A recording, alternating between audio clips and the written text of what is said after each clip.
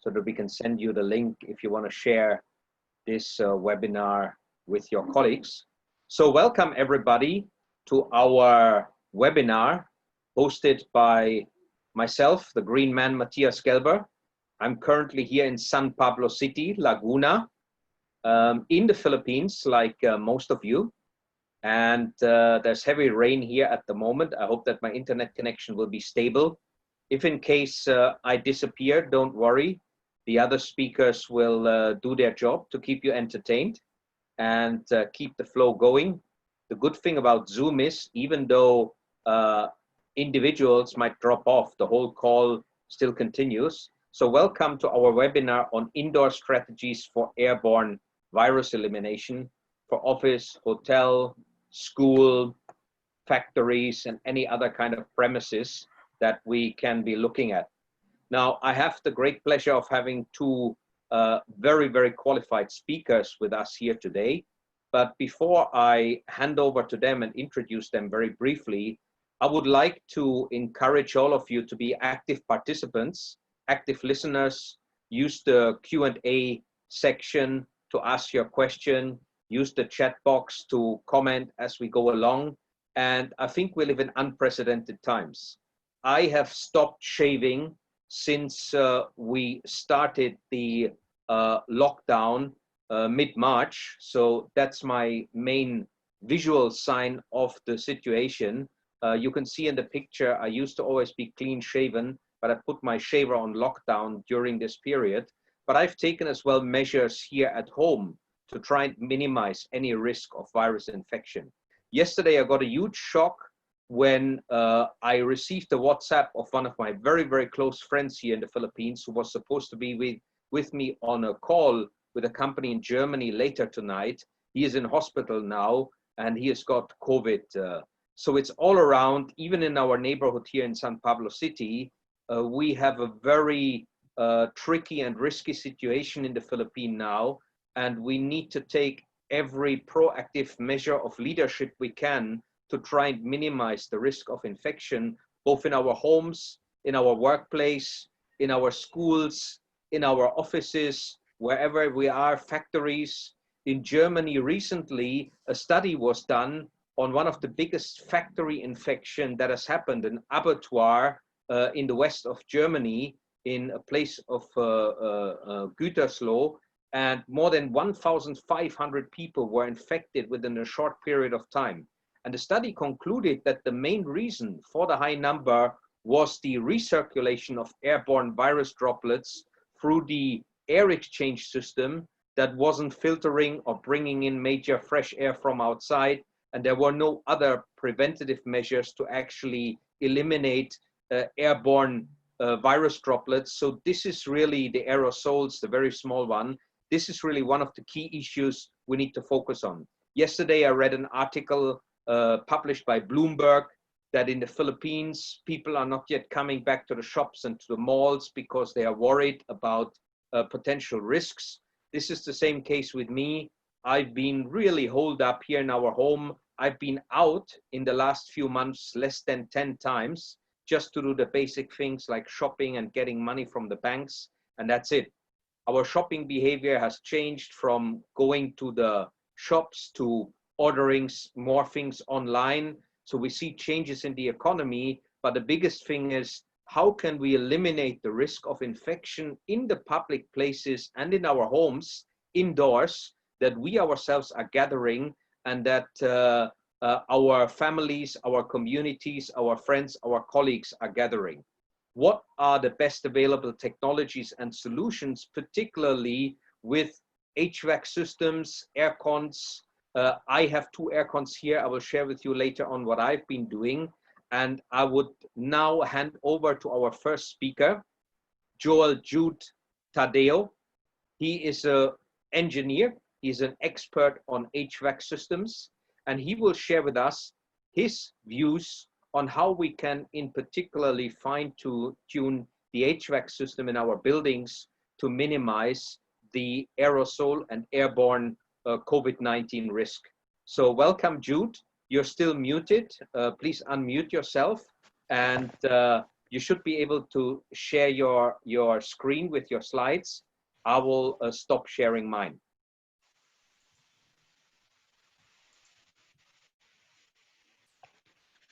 Hello, Matthias. Hello everyone, good afternoon. Can you see my screen? Yes, perfect. Okay, great. Thank you for the introduction, Matthias. The next discussions will deal with HVAC optimization through operations, ventilation, and filtration. So fine-tuning your HVAC system is very important for continued operations, as scientific studies now show that the virus transmits more effectively when subjected to very high or low humidity, and especially in enclosed rooms with no ventilation and purely recirculated air. So that's actually what we're trying to avoid right now. Spaces where there are no fresh air and there are no filtration. Okay, first is operations and maintenance.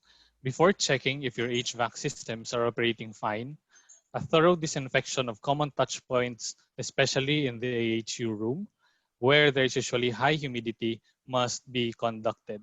Usually when we disinfect our spaces, we only consider the common areas, but we often neglect the spaces where our maintenance people frequent, right? So these are the HVAC rooms and even the outdoor units as well. Check if air handling systems are providing adequate airflow and if sensors are calibrated. So usually, especially right now when we have been on lockdown for so long, some of the sensors may not be updated already or may not have been calibrated as well. So we need to check those to ensure that they are working well and they are working to the design or operations specifications. Next is to check our exhaust fans if they're functioning and venting to the outdoors. Now this is very important and it's linked with the next bullet to check if your exhaust fans are exhausting to a place that is not within any openings, right? So if your exhaust is beside a window, where if you're going to open that window, fresh air might come in, then you're basically just recirculating the air. Checking outdoor airs if they are close to pedestrian access or close to any pollutant source like toilet exhaust, driveways, and parking spaces where cars may idle. Now this is linked with the next slide, which we'll discuss about ventilation. For ventilation, the main point here is to increase your outdoor air intake, right? So increase outdoor air intake. How can you do that? First is to increase your outdoor air intake density, right? So increase outdoor air ventilation per person by fully opening outdoor air dampers or reducing the occupant density. Okay, so cutting the occupants by half would ensure that each person is receiving double the design ventilation rate. So if your ventilation is designed for 100 and you got it down for 50, to 50, then you're ensuring increased outdoor air for your occupants. Next is demand controlled ventilation. Some buildings install demand controlled ventilation to reduce energy brought about by constant volume fresh air fans. The idea here is that ventilation should be controlled depending on the CO2 levels within the space. And demand controlled ventilation accomplishes this by varying the fresh air fan speed to maintain about 800 to 1,000 parts per million of carbon dioxide levels. This should be disabled for the meantime to ensure maximum ventilation during occupied hours. Consider programming your ventilation system also to operate 2 hours before occupancy to ensure that no residual bad indoor air is in the space.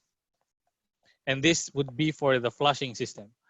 If it's not programmable, assign a person equipped with the proper PPE to turn on the ventilation system 2 hours before occupancy, and consider also operating ventilation systems 2 hours after office hours to purge the indoor space. That is if you're still continuing operations within your office spaces. Lastly, when possible, operate at minimum outdoor air when the space is unoccupied. Either this one or the previous bullet will do. Okay, just a little note here. Please note that these measures will increase your electric bills as more ventilation will require air conditioning systems to cool and dehumidify incoming outdoor air. Lastly, filtration. Increased filtration for both ventilation and recirculated air can also be considered, as long as the HVAC system can accommodate. Now, this is linked also with the first slide, or the second slide rather, that discussed about the operations and maintenance, right? So you have to get a good grasp of your HVAC systems first before incorporating filters or the other strategies that are shown here. Update or replace existing HVAC air filtration to minimum of MERV 13 or MERV 14 is preferred. Or if you can increase that to a HEPA filter, then good. Or the highest compatible with the filter rack, and seal the edges of the filter to limit bypass. This has been proven to be a challenge, especially for cassette type fan coil units. Now, this is the typical square units that you see overhead when you look up from your office chair. Then there's that square thing. So yeah, those units typically have only fans that can power through a MERV 6 filter, right? So what is required for you to filter out the COVID is a MERV HEPA filter, which is basically a MERV 16 and upwards. So yes, your cassette types cannot accommodate HEPA filters.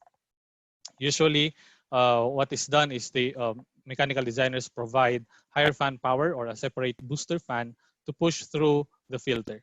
Now, what can you do if in your space you have a cassette type, right? So you should consider using local air cleaners, which I find is more economical and could address a lot of things that were discussed previously. Consider using local air cleaners or filters when main HVAC filtration is insufficient. Explore other emerging and tested solutions. One of the solutions gaining popularity now is bipolar ionization, where positive and negative ions are generated and spread within the occupied space. Now, normally, for you to treat symptoms of bad indoor air quality, you need different technologies, right? So for example, to treat volatile organic compounds, this is brought about by your aerosols, your Lysol, right? If you're disinfecting your space, you can notice a sharp smell, and then that smell would in turn trigger your migraine if you're prone to migraines. In order to treat that, you need activated carbon filters. These are not HEPA filters. These are separate from HEPA filters. You need MERV filters for particulate matter. This is for dust. You need UV for mold control on coils. You need off-gassing for formaldehyde. This is for furnitures, new furnitures that you bring in your office, right? So, and I think this would be the case also, because when we left our furniture in the office, maybe most of them will not be properly maintained and would be destroyed. It would require new furniture, or you're buying new furniture for your house. That new furniture smell, that's actually bad for you. And most probably that has formaldehyde in it. So in order to treat that, you need off-gassing. You need to put it out of your house or in a well-ventilated space with high humidity and high temperatures to encourage off-gassing. And then you need to do it for at least 3 to 6 months. Okay, and increased ventilation for dilution of smoke. Now, those things would require significant changes in your air handling units and replacement of fans, and it also would increase your operating energy. What I like about this new solution, the bipolar ionization, is that it treats all of those, right? So it treats VOCs, it lowers VOCs, it lowers particulate matter, it lowers formaldehyde. It also can treat smoke, cigarette smoke, right? So you don't need all of these separate things. You just need that one solution. And that's what I like about bipolar ionization. You can have this without major renovations to your air handling unit or your cassette types or even cars, right? Because that's one of the things that we try to no, we don't try, that we overlook, right? Transportation uses also recirculated air. It uses air conditioning, and if you have bipolar ionization in your car, then yeah, that would basically treat the air inside your car. So the key elements of strategy to limit the spread of COVID-19 virus are to perform HVAC system maintenance, including filter changes, run HVAC equipment prior to reoccupancy, and of course to consider your emerging and tested solutions. Back to you, Matthias. All right. Thank you so much, Jude, for an excellent overview presentation. That was great. Maybe just to summarize some of the key points that you made. One is really the fresh air is what we want in our occupied spaces. The way we can monitor that is the CO2 levels, the carbon dioxide levels. They are an indicator of how much fresh air is in the room. I can see that here at home. I actually have an indoor air quality monitoring tool co-invented by a Filipino. I use it here at home, and it is very good for me to understand what's going on in my home. I can see if we haven't had fresh air coming into the room or into the house, the CO2 levels go up to above 1,000 parts per million.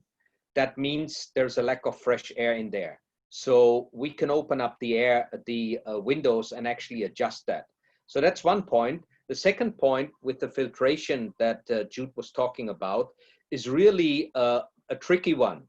It would be great if we would all have those HEPA filters, but we might not have the motors to actually push the air through. And this is, for example, the office that I sometimes work in, the PSE building, the PSE tower in Taguig. The Philippine Stock Exchange has, for example, looked at that, but concluded HEPA filters are not feasible because the motors would overheat. And HEPA filters at the moment, I think, take half a year to get and are quite expensive. So there was one question here coming in already on whether we can presentation or a record of this webinar. We will make that available to you. And the other question that came in the chat box was any proof of how effective is bipolar ionization, especially with COVID-19. That is what exactly the next presentation will be about that Tim is giving. But before, I want to thank Jude, and he will come back later on in the Q&A section. What I didn't mention is he is actually an accredited professional on LEED, the US Green Building System, Green Building Certification, Operation and Maintenance, and he is an environmental sustainability professional, beside the fact that he's an engineer, good old solid engineer. So yeah, Tim, we are very grateful to have you here all the way from the UK, and you are in charge of Plasma Air Southeast Asia, the marketing and kind of communication for your bipolar ionization solution.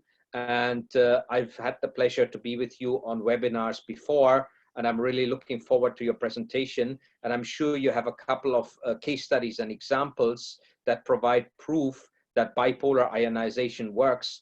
I actually have it here in my home.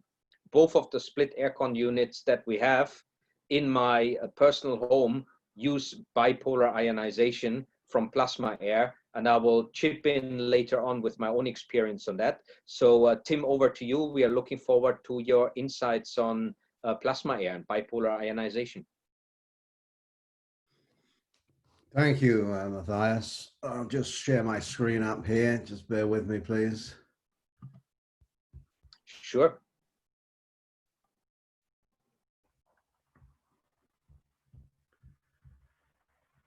Great, we can see it already.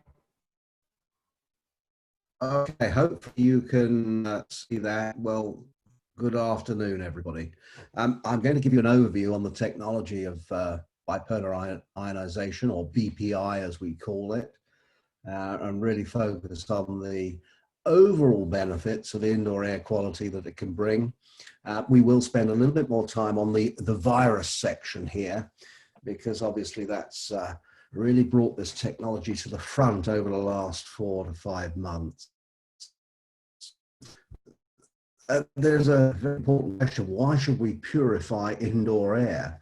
Well, unfortunately, we use an enormous amount of indoor air. We spend a lot of time indoors as humans nowadays, and we consume an enormous amount of indoor air. About 2,700 gallons of air per person. We consume a gallon of water and 1 gallon of food. So, my goodness me, we should really be looking at some good quality indoor air there. After all, we don't drink dirty water or contaminated food. And the EPA have actually stated that indoor air is 10 times more contaminated than outdoor air. So what can we do about this? If we look at the various contaminants we have in our homes, in our offices, we've mentioned some of these before. We've got bacteria, viruses, mold spores, VOCs, dust, pollen, pet dander, and small particulate matter. And all of those are quite heavy pollutants. And if we were living outside, we certainly wouldn't suffer with indoor bred pollutants. Where do these come from? Well, there's quite a number of sources, but really when we analyze it, probably the most important point, as we have developed our housing stock, we've made our buildings more airtight. And by making them more airtight, we've actually worsened the situation that the pollutants we create in the space cannot escape. The health hazards obviously are well known. Prior to COVID, obviously, there was always influenza, there was asthma, novirus, which is very common in the US and in Europe. And it tends to go through care homes and creates really nasty stomach infections for a lot of elderly people. And of course, there's the headaches, allergies, and the eye and throat infections that we can have. So there are well-documented health hazards here to living in this sort of airtight box that we've created. So let's have a look at bipolar ionization in some more detail now. First of all, bipolar ionization is what we call nature's cleaning kit. Here's a graph which really details ion counts at various locations. And we can see that on the right-hand side of the chart, in a pristine natural environment, we have a mix of negative and positive ions, which are created naturally.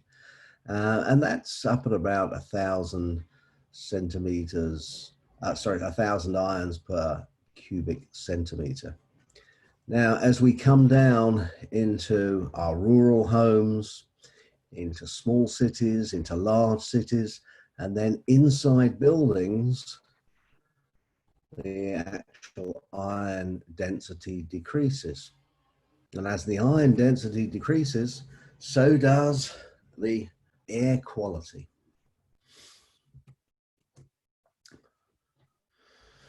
Now, the real benefits of activated oxygen ions are very well documented, very well known. First of all, they cause particles to stick together.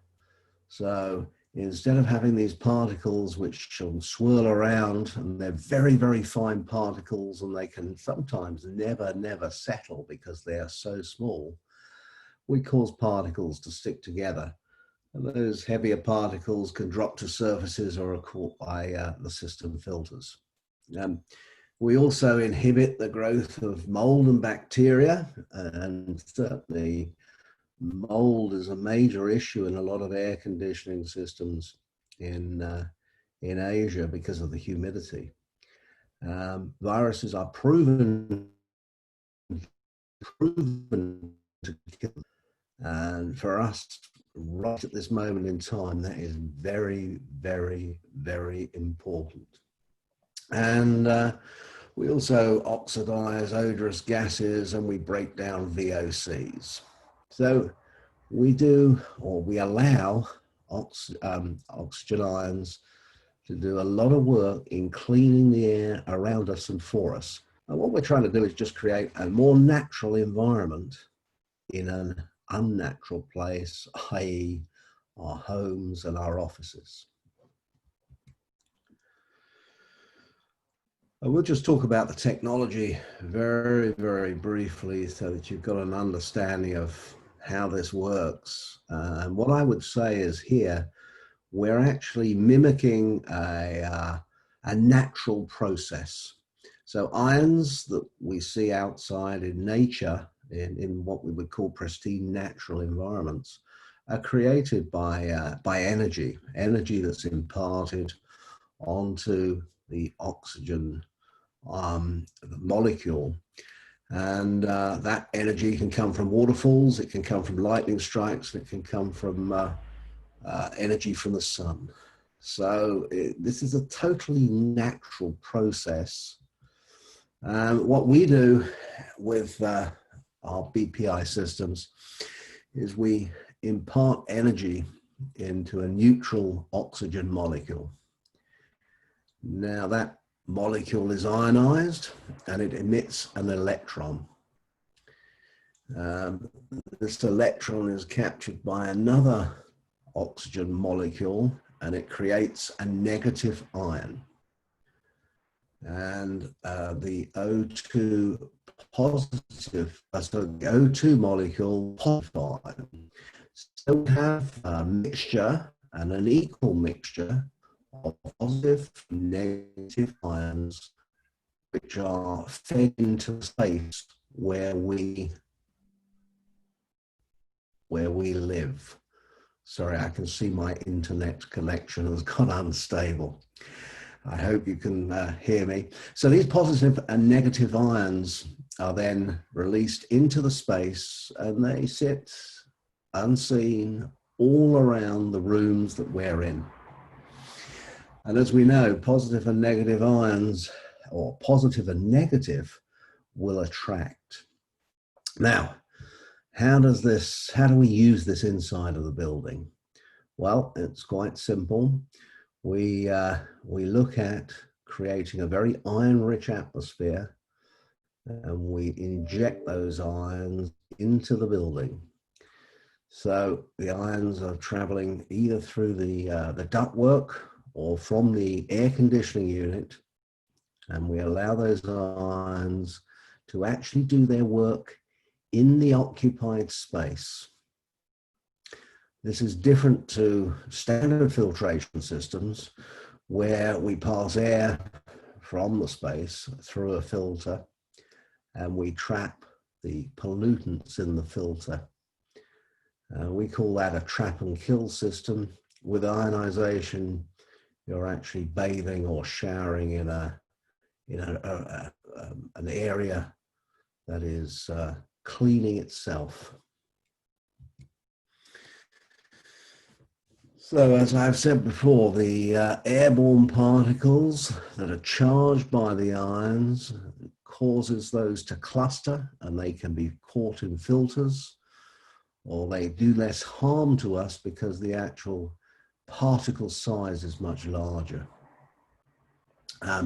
With bacteria, we can quite easily kill the bacteria because the ions will bond with the cells of the bacteria. With viruses, it's a slightly different process. There, the ions will actually destroy the protein casing around the virus that protects the virus. And by killing the protein casing, we actually kill the virus. And the virus then just becomes a particle. We also can remove odorous or smelly gases. And of course, we can break down VOCs into natural structures which are not harmful to us. Now, I'm not going to spend too much time on this because we've already been through a lot of this, and Jude very kindly has gone through some of the benefits of some of the other technologies that we've got. But I think the most important thing to look at is that ionization, when you compare it to the rest of the technologies available to us, it has a low energy cost, it has no harmful byproducts, has minimal maintenance requirements, and it treats the air in the room where we as humans are. If we look at other technologies, the worst example, I suppose, that we can think of is an ozone generator. Ozone will certainly is very, very successful. Unfortunately, ozone has a lot of harmful byproducts to us. So ozone, by the way, will kill lung tissue. So there we go. We've always got a balance to find between what's effective and what's healthy for us. And ionization is very clearly a winner in that in this instance. A lot of people ask us, well, you're making a lot of claims. What have you got to back this up? Our company actually employs microbiologists, so we've got a very detailed research and development department.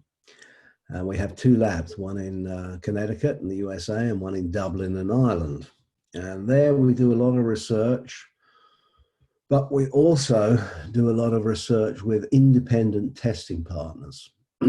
So after we've done the research, we will either offer the tests to an independent party so that they can come in and they can ensure that we're doing everything properly and correctly, and they then will sign off the test to say, yes, this is a valid result, and we've independently verified what we've done.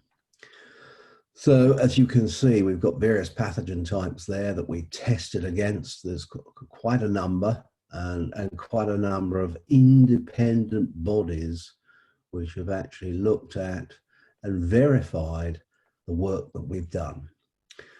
Most probably the most important one that we're looking at the moment is in the virus section there, the MS2 virus. MS2 is a bacteriophage virus, and it is used at the moment for COVID-19 testing. It's used because it has a very, very similar structure, and we can get very accurate results by using this safe virus or safe product instead of actually using COVID-19, which is very difficult to use, as I'm sure you appreciate. These are some of the results that we've got. As you can see, certainly for MS2, it's a very good reduction rate. Good reduction rate on influenza as well. Bacteria, well, when you're up at sort of 99%, you are removing an enormous amount of the pathogens in the air out of the breathing zone, which is good for us as humans. A lot of people, I think, will say, well, okay, very nice, COVID-19, what's the practical experience that you Plasma Air have? And this is probably one of our nicest accolades at the moment. This is a snapshot taken from the Handbook of COVID-19 Prevention and Treatment, which was published by Jack Ma's group, the Alibaba, and they looked at the clinical experience of treating COVID-19. There's a lot of information in this book, but page 8, COVID-19, 3, very, very clear. can be used and run continuously for air disinfection in an environment with human activity. It also says if there are no air sterilizers available, use ultraviolet lamps for 1 hour each time and perform this operation 3 times a day. The reason we don't want to have too much ultraviolet in the space, and ultraviolet is very, very effective at killing viruses and killing bacteria, but it's also very carcinogenic to us as humans. Whereas plasma air sterilizers have no downside.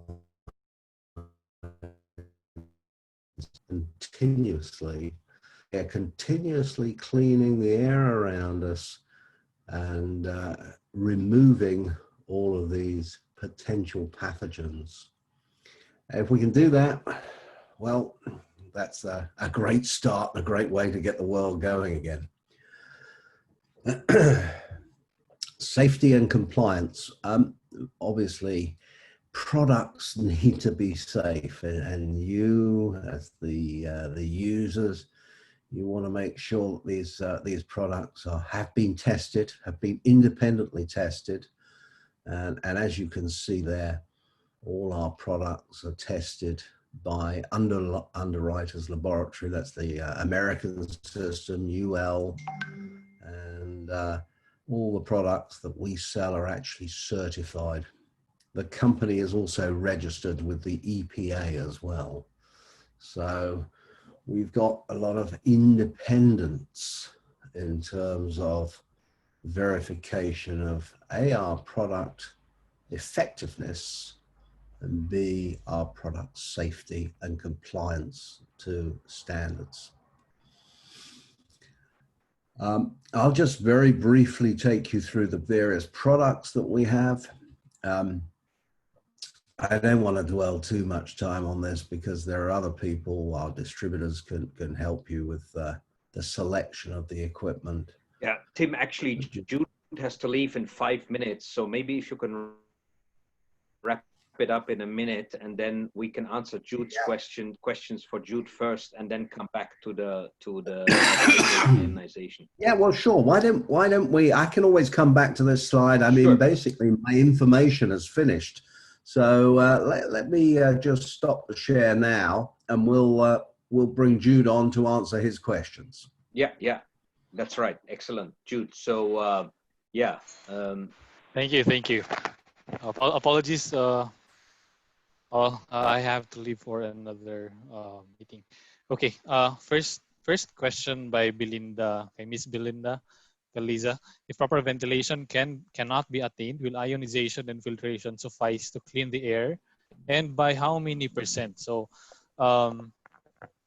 okay, there is a governing body that deals with indoor air quality, right, or indoor ventilation, and that is ASHRAE standard 62.1-2010 or 2000 whatnot.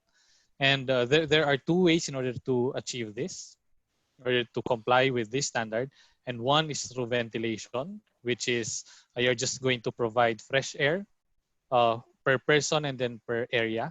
And the other one is the indoor air quality procedure, wherein you're going to measure the actual indoor air quality within the space, dealing with, then you're going to measure VOCs, carbon monoxide, carbon dioxide, and all of the particulates, PM10, PM2.5. So bipolar ionization can achieve the second part, which is indoor air quality performance. Yeah. So if proper ventilation cannot be attained, yes, you can clean your air using bipolar ionization. But one thing that bipolar ionization cannot address is the CO2 within the space. So you still need ventilation, albeit a little bit less than the standards, than what the standard states. But you still need ventilation. Okay, moving through the questions, I'll go for the last one by Sir Aristotle Paano.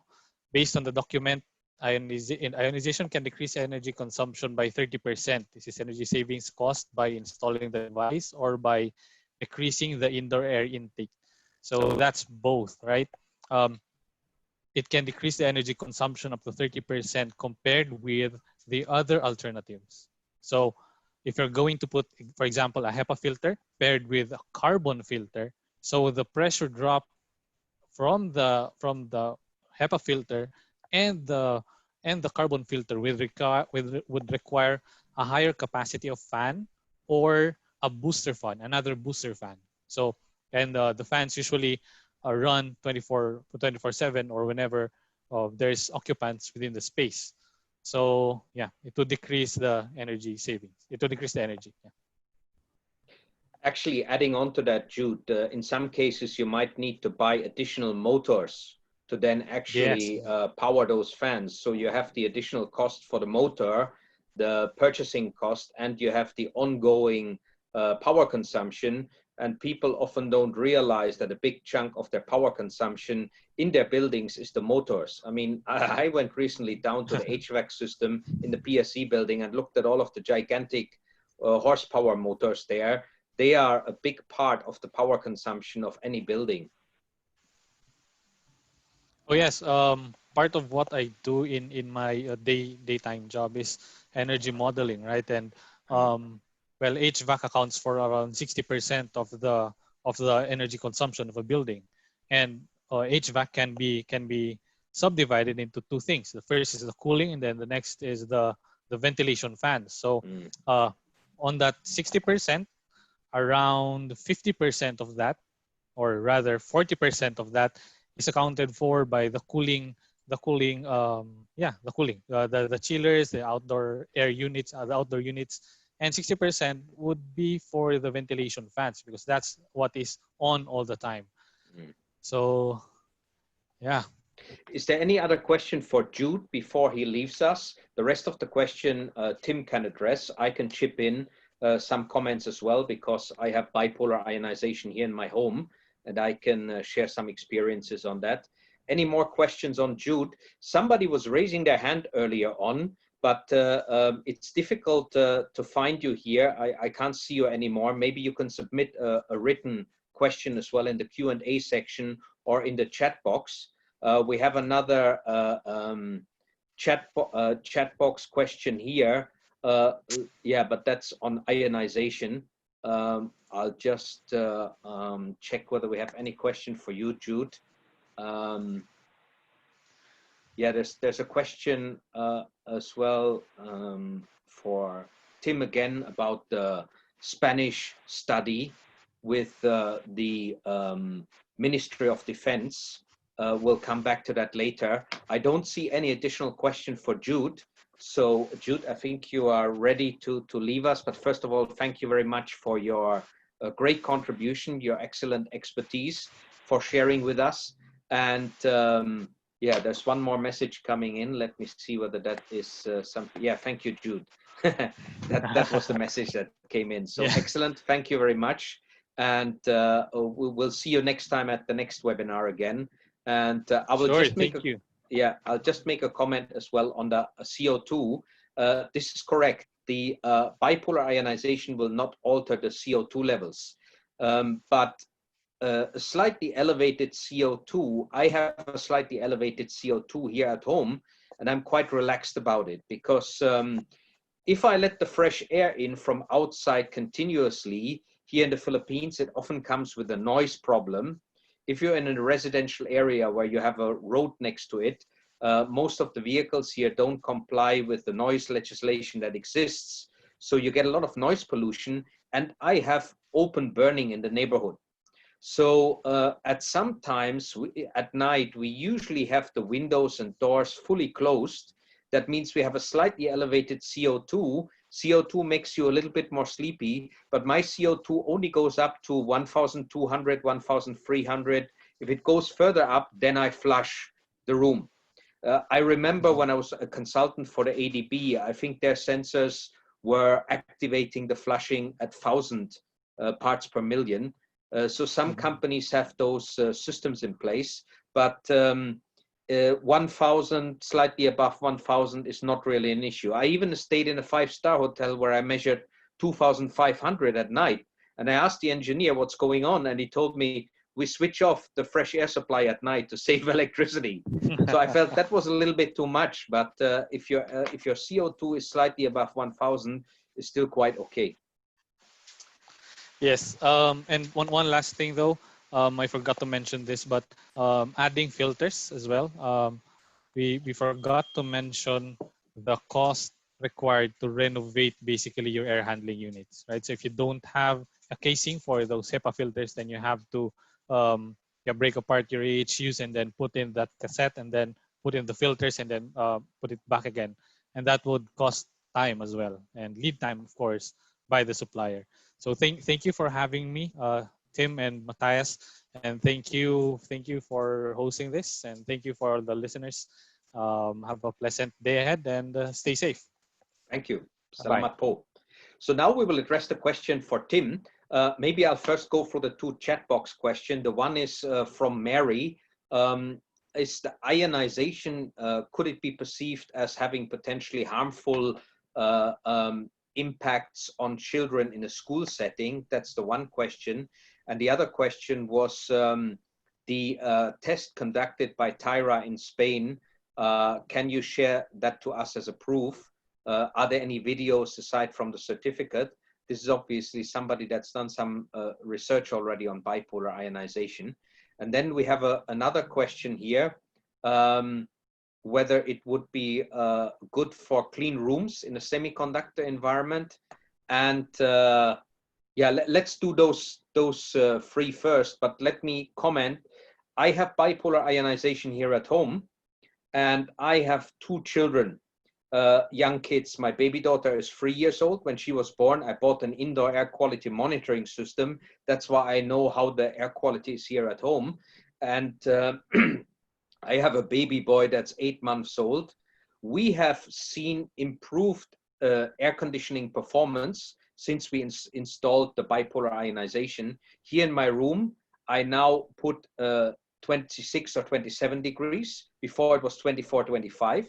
We have experienced that smell from the kitchen and smell from open burning in the neighborhood disappears very, very quickly. My wife even told me that our food lasts longer because of the positive impact of bipolar ionization that seems to get rid of the bacteria and the smell and the VOC particles in the air. I monitor as well ozone, and the ozone levels that I have here in the rooms, both in the bedroom and the living room, are minimal. They are well below the threshold level that the World Health Organization gives. I've monitored that over a month now since I've installed the bipolar ionization, and everything is looking very, very good. And particularly the problematic pollutants, the PM 2.5, the VOC, the volatile organic compounds, those are really the killers that have the massive health impact and can lead to premature death. They are much lower now than they were before. And that for me is the reconfirmation that beside it being effective against the aerosol COVID particles, it is as well very effective as a tool for improving the overall air quality in the home. So I'm very, very happy with it, and I can only recommend it. But Tim, over to you on those specific questions. Schools, children, and the Spanish study. Are there any videos? I think it was in a hotel room, right, at Terminal 4 at the Madrid airport, the study. Yeah, well, let's first of all go back to the schools. We'll take one at a time, shall we? A big business for us globally is schools.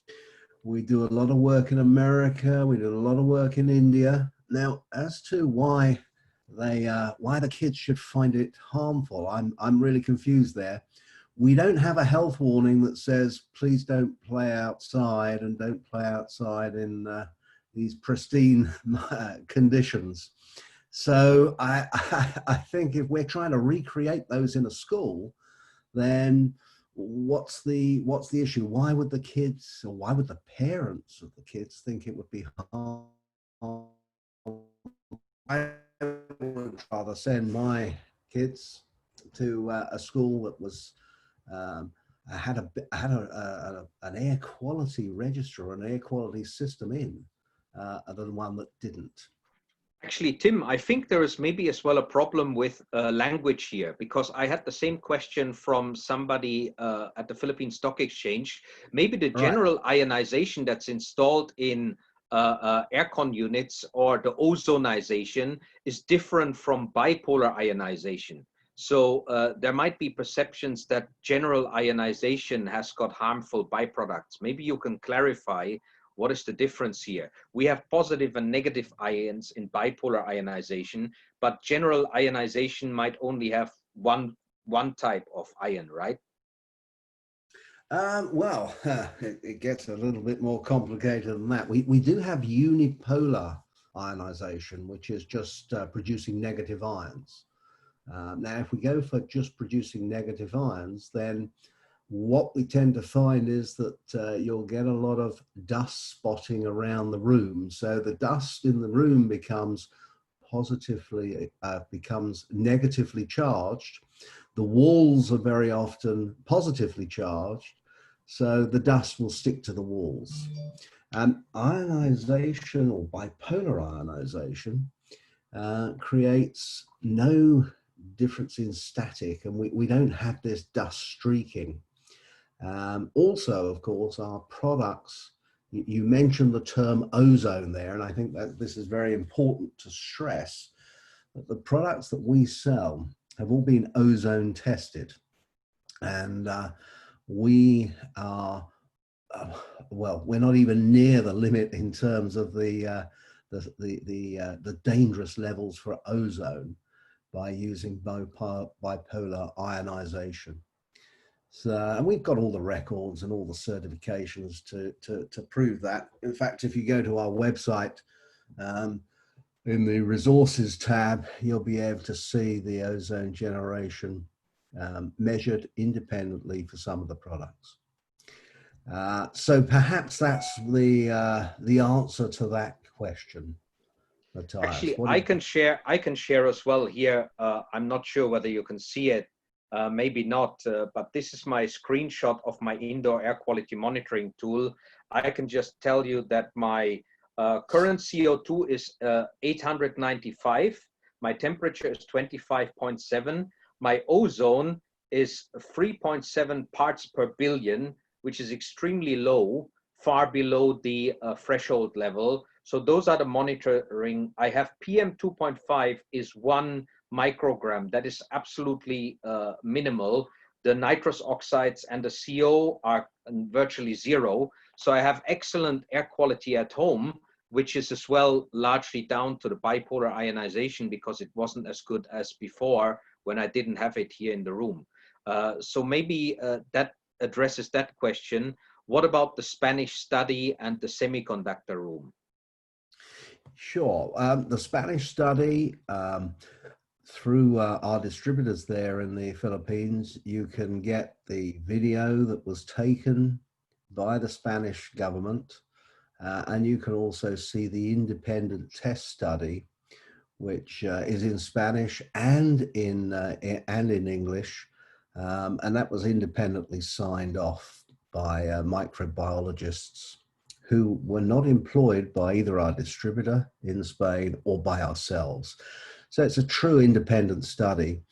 The study was actually done in a hotel room, or hotel rooms, I should say, that were converted for COVID recovery, or people on the medical profession who was dealing with COVID hospitalization, really as a quarantine area to ensure that they didn't spread the disease into the wider community.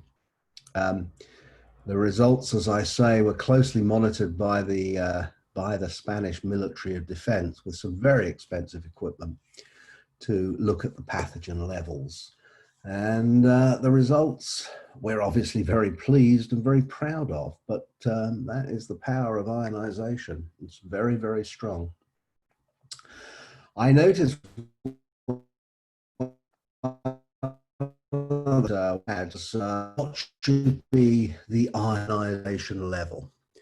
And as I've already said, all we're trying to do is maintain a similar ionization level that you would get in a good, pristine, natural environment.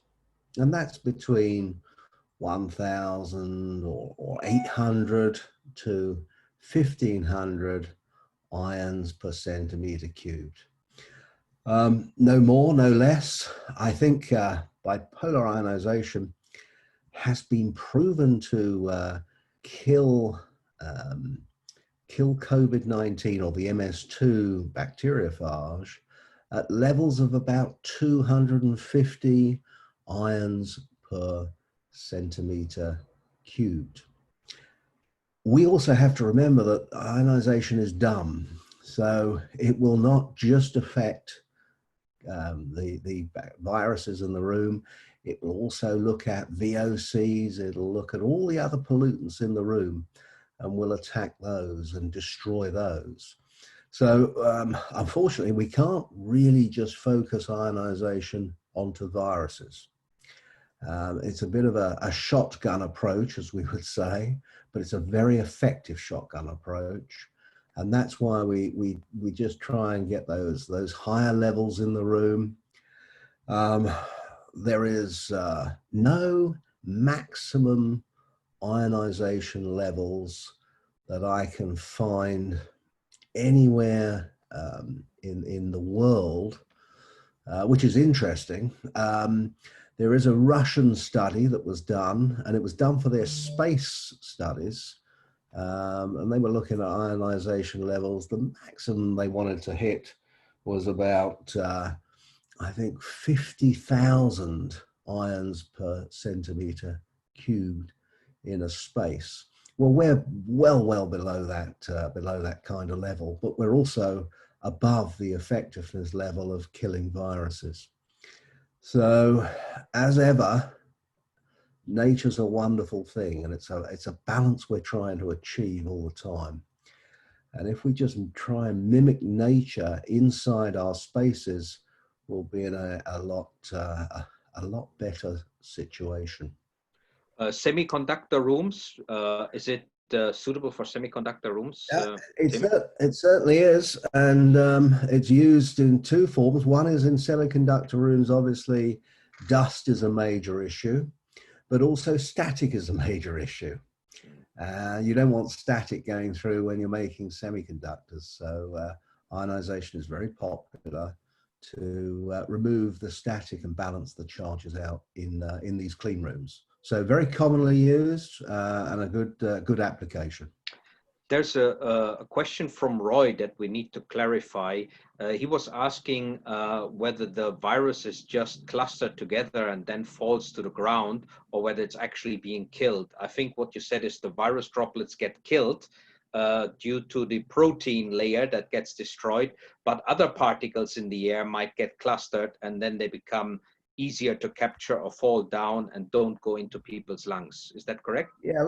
Let me share my screen. I'm just going to find something for you, and then I'll share my screen, which will be rather useful in terms of the what actually happens and how a virus is killed, because we've got a lot of interest in that, and I think it's very good. Now I'll just have to find it, so just please bear with me.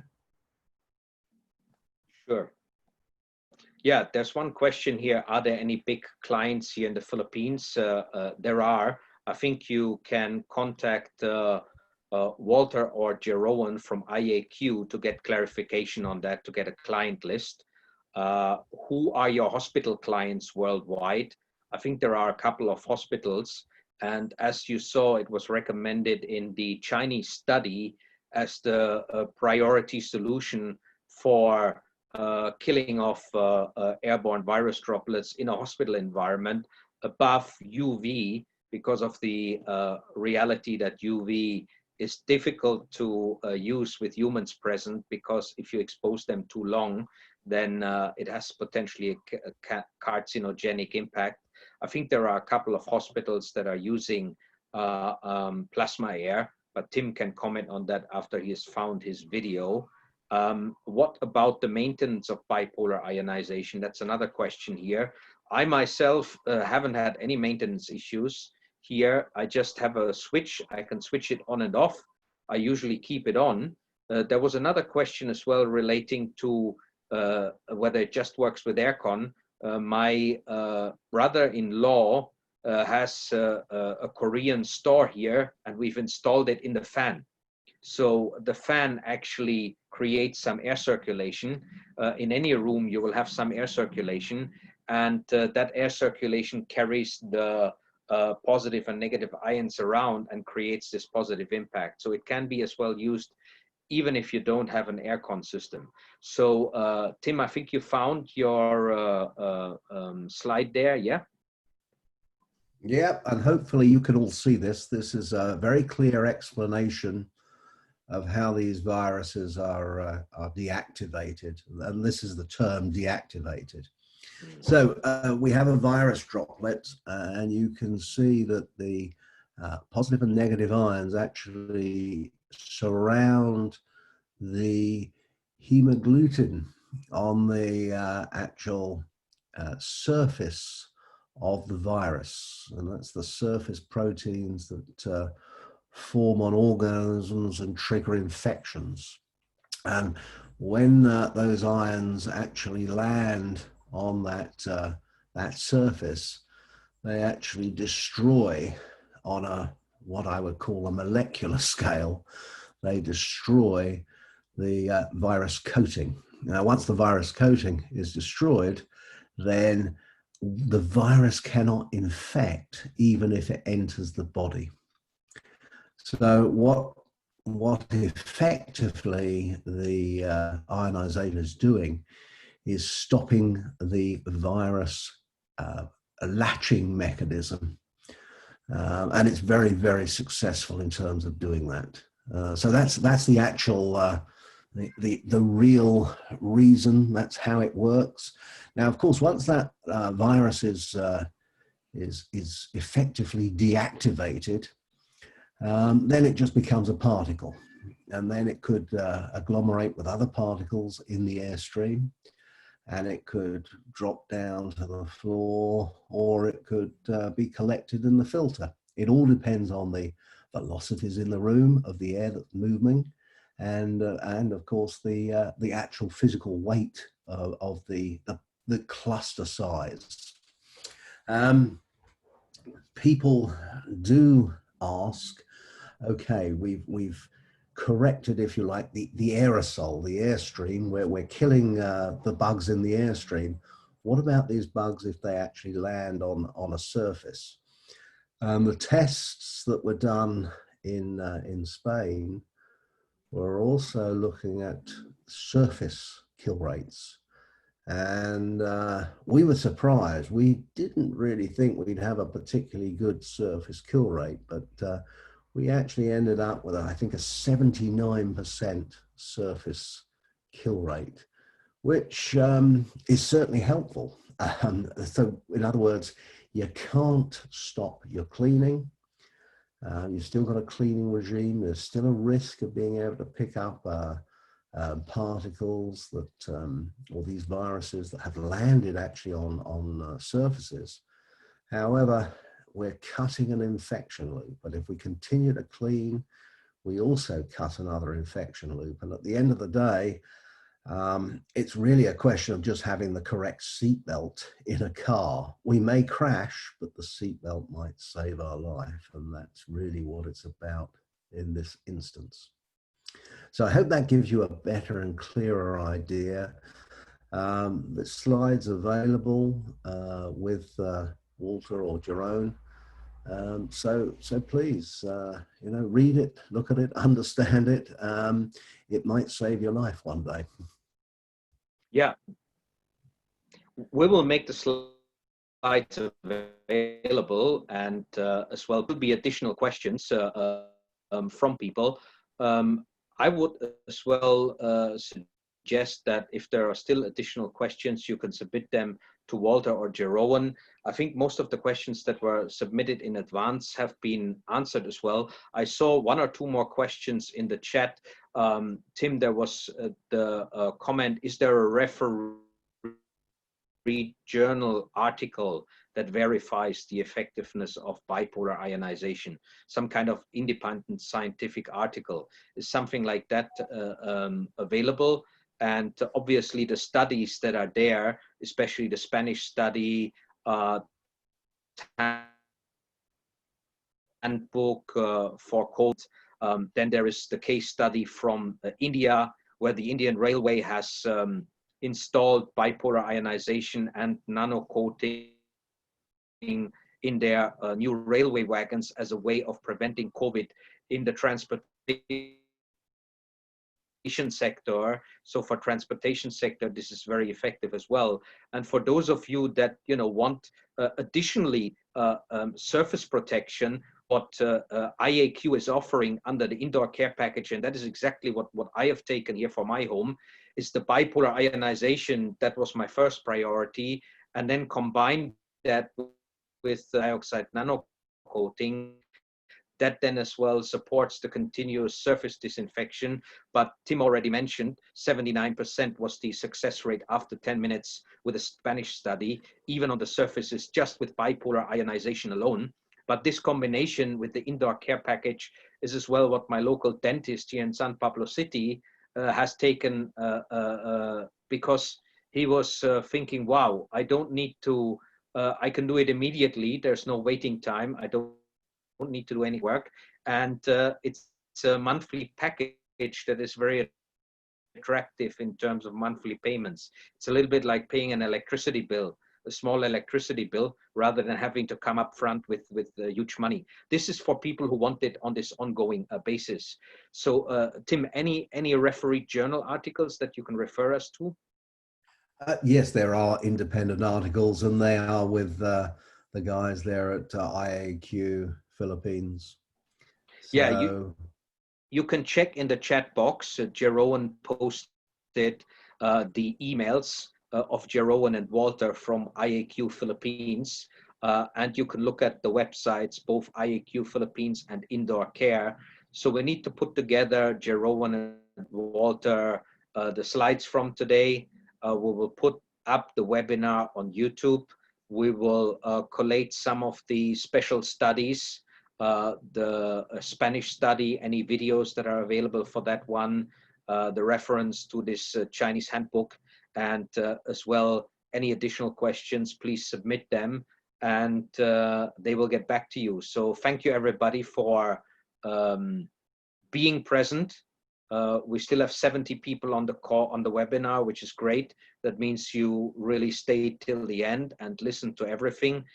Sorry if I haven't addressed the question that you might have asked, because I'm not sure whether I kept track of every question that was asked in the chat box, but please resubmit them via email if we have overlooked any of them. And I really wish you good health. I wish you the ability to be leaders in the COVID prevention. I wish you good luck as all for the next few months. Best of luck for the Philippines. I live in the Philippines. My heart beat for the Philippines, and I hope we can beat this COVID pandemic. And I believe that bipolar ionization can be the best, most powerful weapon out there that we can use, both in our homes and in our premises, in our companies, in our vehicles. Let's go for whatever leadership action we can take, because our lives, our economy are at stake. And thank you so much. Tim, somebody is asking, they wanted to see the products that you showed earlier. Maybe we can just put up that slide again and show that product slide.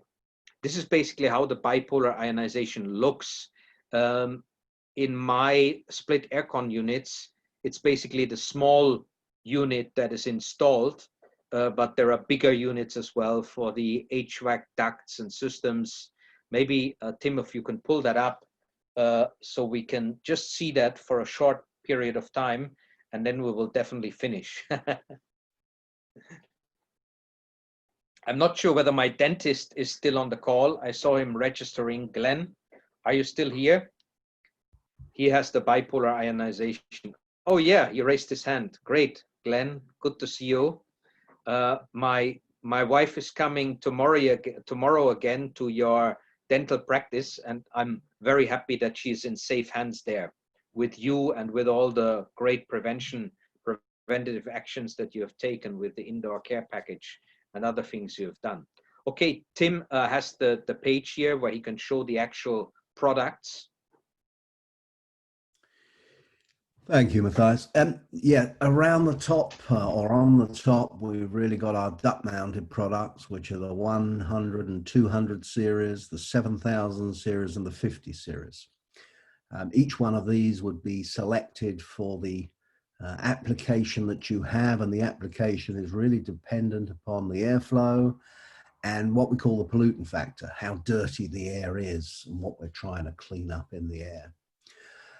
Down on the bottom, we've got what we call the plasma bars, and these are bars that are designed to fit in front of the air handling unit coil, and they shed out a load of ions through the coil. They actually keep the coil clean.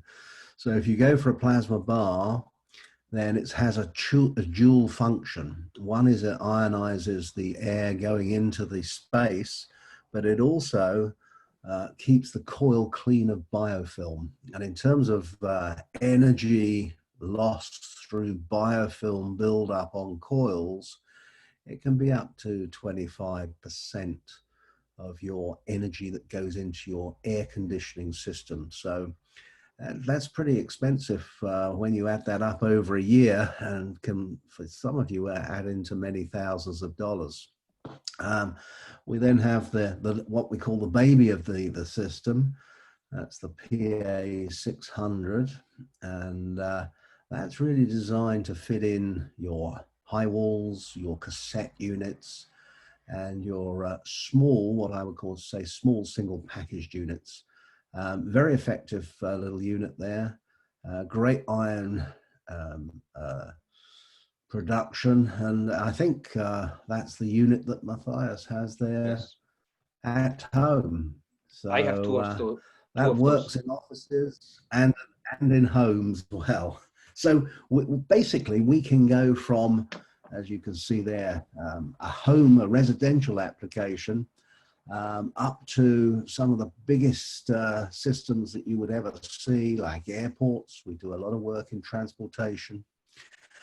It's interesting actually, obviously airports, railway stations, metro stations, enormous amount of interest now in bipolar ionization for these applications, because transport is another area where we've really got to look at, to get the world moving again, but to protect the customers in transportation. So we're not just talking about big airports, but we're also talking about taxis and various other forms of transportation there, like the carriages and the railways as well. So you have small units for taxis as well, that or we do, vehicles, yes. I mean, employee transport. Yeah, we're doing a number of tests at the moment with manufacturers actually throughout the world. So down in Australia, in Spain, in India, and we're doing tests in coaches, in railway coaches, in the Middle East, in their metro systems. And they're all using a derivative of our products to check the effectiveness. It's fascinating to see how we can boost the ion count in all of these areas. The testing that's going on now is actually the MS.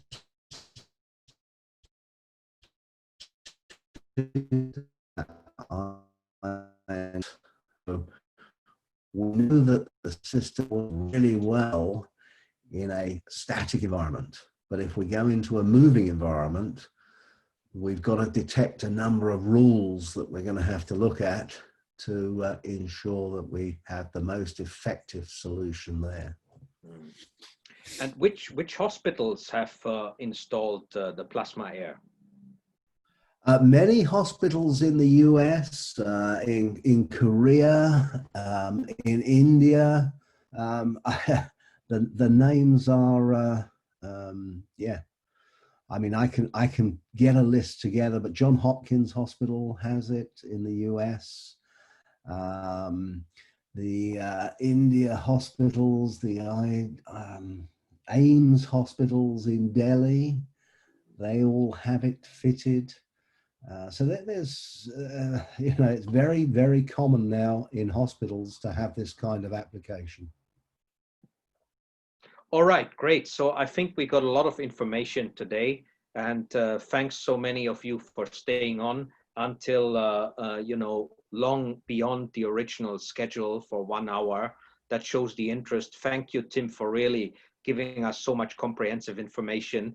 And anything else you need, dear listeners, touch with Jeroen and Walter through the emails that they've shared in the chat box. And I was really glad that we could get together and talk about this important subject today.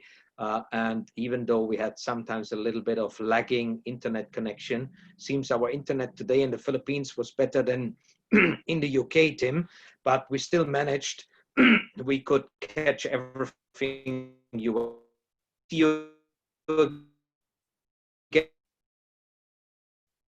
and soon in another webinar. Good, best of health for all of you, and thanks for joining. Thank you, Tim.